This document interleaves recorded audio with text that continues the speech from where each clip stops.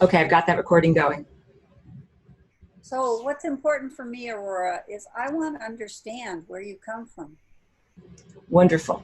So one of the first things in the beginning to answer this question of where do I come from, um, part of the challenge is language. Like even being able to put it, to describe, oh my, you can even tell my brain is already not connecting to my mouth. In order to describe where I come from and what my state of being is like when I am not here in this physical body.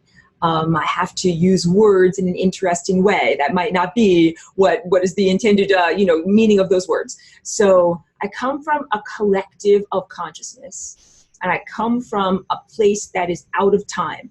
So that's not like the future. It's not like you have to fast forward on the videotape to the end of the movie. It's a place out of time, or like the editing room of, time.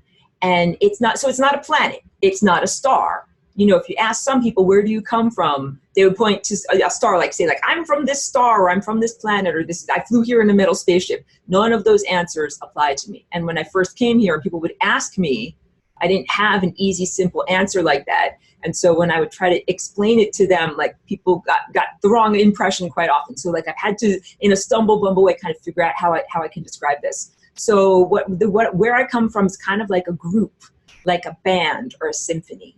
And the symphony is made of many different beings that originate from many different places and many different times. And each being is like an exemplar, a perfect pinnacle, or an example of the best of what that particular organism can be. So you can imagine that there might be a one-celled organism, a tiny little amoeba or something like that, that's absolutely the best musician that little thing can play. And there's a giant redwood tree, and there's a planet, there's every single thing. So, and it is when I say a collective, it is like a composite of consciousness in the same way. I'm just drinking a bit of water, sorry. I get very thirsty when I get going here. It's like running a marathon. In the same way that a symphony is made of many different tones and many different beautifully blended, harmonically organized levels of instrumentation.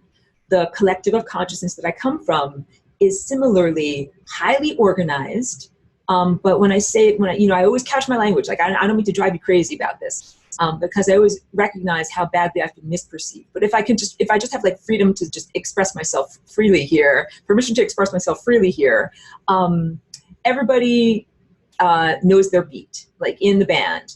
It's not like there's some despot or some king or some leader that says, you must do this. It is much more about a self-directed orchestration where each musician of consciousness follows their inner directive and is absolutely connected to the beat, the tone, their own particular melody, and their own movement.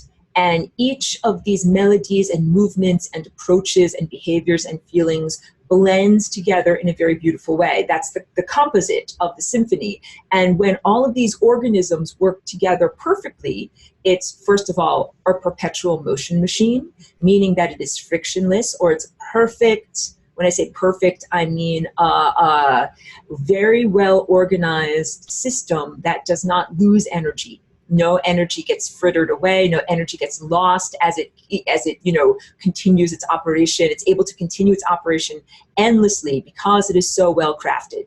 And part of that is because of this reverberation of love. And love is literally like a musical tone. I have my little piano on over here. Let me see if I can turn it on. Like a musical tone. Love is a musical tone.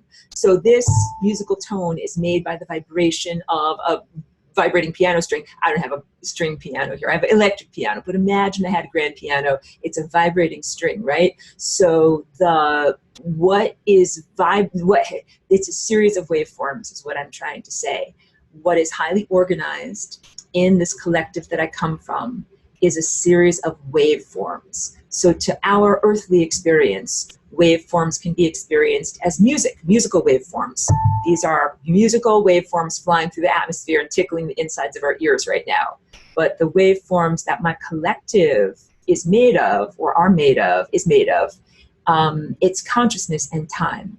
So time and possibilities and probabilities, almost in a mathematical context, but I don't want you to envision it as a series of numbers. I want you to envision it as a series of shapes and colors and movements and polygons. And each one of these individuated consciousnesses that makes up this collective consciousness, or the individual musicians in the band, each one has to prioritize its own, or take care of its own health and vitality. You know, make sure that your instrument stays in tune and you're playing your instrument properly, and also take care of the entire band. Like if this guy over here doesn't play his instrument correctly, it absolutely affects you, because that's part of that reverberation of love, is an equal giving and receiving.